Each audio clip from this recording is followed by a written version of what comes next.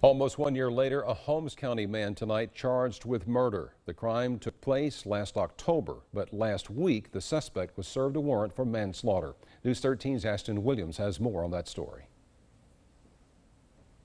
Last October, the Holmes County Sheriff's Office received a call in regards to a missing person. A few days later, his body was found. We happened to find the missing person out in the water management area of Berryview, Atlanta. He was deceased.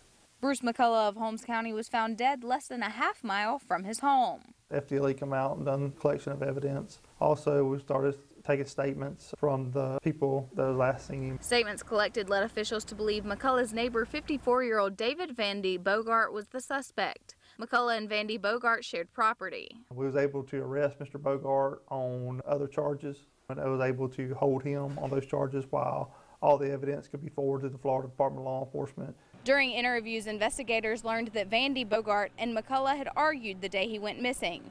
Officials believe McCullough was beaten to death. It was a physical altercation between Mr. Bogart and Mr. McCullough.